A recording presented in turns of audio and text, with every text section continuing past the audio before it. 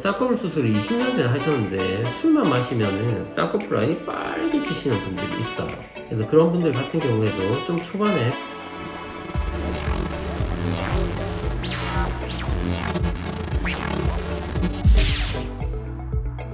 안녕하세요, 옥닥터 남경욱 원장입니다.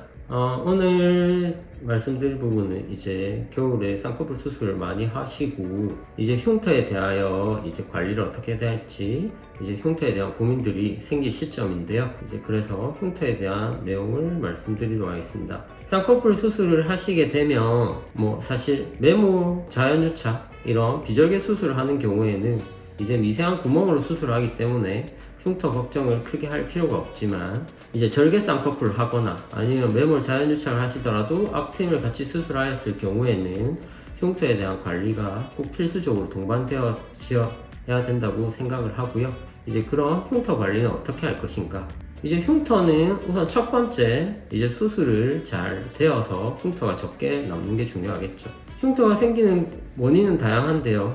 쌍꺼풀에 절개흉은 심하지 않아도 밑쪽에 쌍꺼풀선 아래쪽에 근육 절제를 너무 많이 해서 여기가 꺼져 보여서 이제 흉터가 도드라져. 흉터라는 게 결국 절개선 부위만을 말씀하시는 부분은 아니죠. 쌍꺼풀 흉터는 결국 수술한 티가 많이 나는 경우를 말하게 되는 건데요. 수술한 티가 많이 나는 거는 이제 단순히 피부에 흉터만 국한된 게 아니라 피부 밑조직이 어떻게 아무는지도 중요하게 작용을 하게 됩니다. 그래서 첫 번째는 수술이 제일 잘 되어야지 흉터가 양호할 것이고요. 그래서 저 같은 경우에도 쌍꺼풀 수술을 할 때 최대한 안쪽에 근육이나 이런 조직들은 제거를 하지 않으려고 노력을 합니다.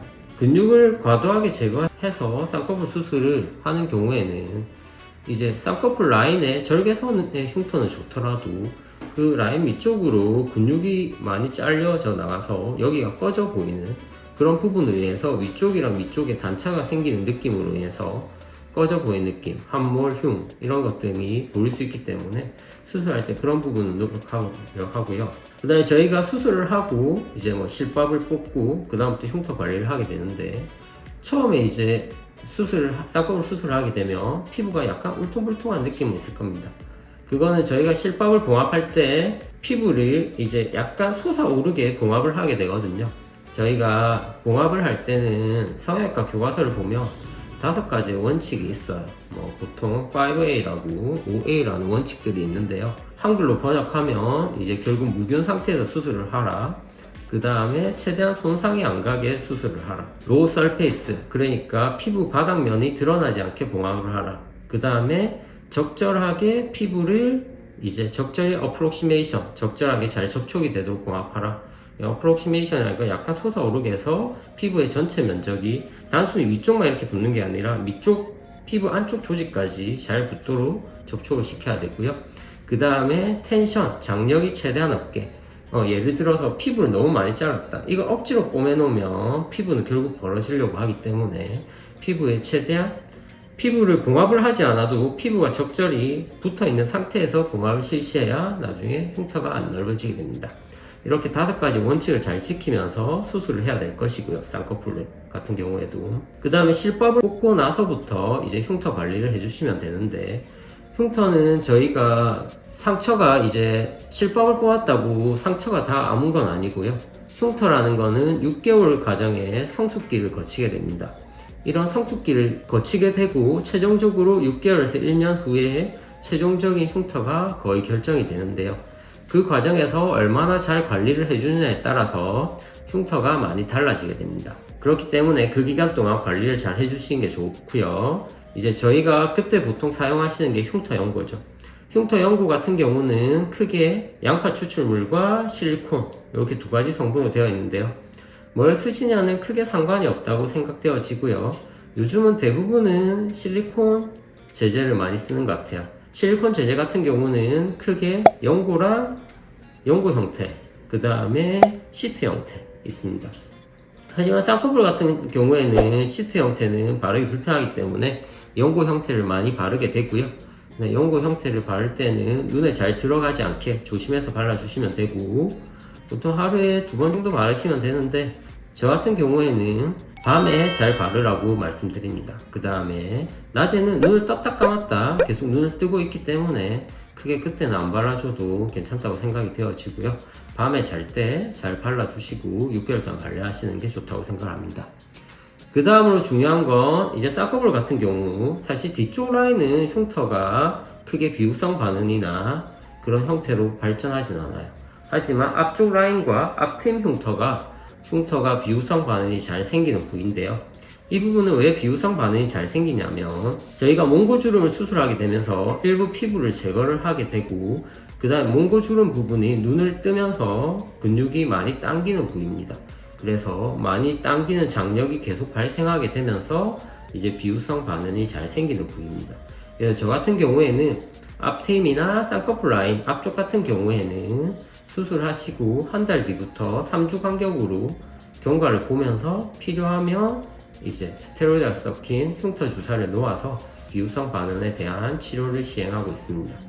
그래서 앞트임 같은 경우도 사실 관리를 못해서 나중에 흉터가 심해져서 오시는 분들이 많은데요. 주기적인 관리를 통해서 충분히 티가 나지 않게 관리할 수 있기 때문에 주기적으로 관리하시는 게 좋겠습니다. 하지만 환자분들이 꺼려 하시는 이유가 사실 흉터 주사가 많이 아파요. 제가 제 눈에 직접 놔본 적은 없지만 환자분들은 이제 주사를 놔보면 사실 웬만한 시술보다 꽤 많이 아파하시는 편이기 때문에 그런 부분에 대해서 겁을 조금 먹으시는데 나중에 좋은 미용이니까 결국 마지막까지 흉터가 잘 남아야지 안정적으로 수술이 마무리될 수 있기 때문에 그런 부분까지 조금 아프시더라도 내원하셔서 관리하시는 게 좋다고 생각을 합니다. 그 다음에 흉터가 처음에 한 달째부터 약간 붉은기가 생겨요. 붉은기가 생기는 이유는 이제 저희가 상처가 아물면은 그쪽에 혈관이 자라게 되거든요. 혈관이 자라면서 결국 상처가 아물게 되는 건데 그 혈관이 조금 과도하게 자란 경우에 빨간 선이 생길 수 있고 그런 부분은 이제 시간이 지나면 좋아집니다. 보통 2달, 석 달째까지 조금 심하다가 석 달이 지나면서 조금씩 좋아지는데요. 이제 석 달이 지나셔도 조금 심하다 생각되시는 분은 이제 혈관 레이저나 이런 걸 이용해서 조금 치료를 하시는 게 좋고요. 붉음증 같은 경우는 혈관이기 때문에 심해지는 경우가 예를 들면 술을 마셨다거나 아니면 감정적인 기복이 있다거나 그런 경우에 붉게 되는 경우가 많거든요. 예를 들면 쌍꺼풀 수술을 20년 전에 하셨는데 술만 마시면은 쌍꺼풀 라인이 빨개지시는 분들이 있어요. 그래서 그런 분들 같은 경우에도 좀 초반에 빨리 혈관 레이저나 이런 걸 해서 치료를 하셨다면 좀 더 좋아지지 않았을까 그런 생각이 듭니다. 쌍꺼풀 수술을 하시고 나서 주의해야 될 점은 처음에는 이제 흉터 연고를 일주일 전부터 잘 바르자. 그 다음에 앞트임 흉터나 아니면 쌍꺼풀 라인 앞쪽 흉터는 주기적으로 잘 관리하고 필요하면 흉터 주사를 맞아서 관리하시면 최종적으로 좋은 결과를 얻을 수 있을 거라고 생각합니다. 이제 쌍꺼풀 수술 흉터 많이 걱정하실 텐데 너무 걱정하시지 말고 수술하신 병원과 잘 상담하셔서 좋은 결과를 얻을 수 있기를 바랍니다. 감사합니다.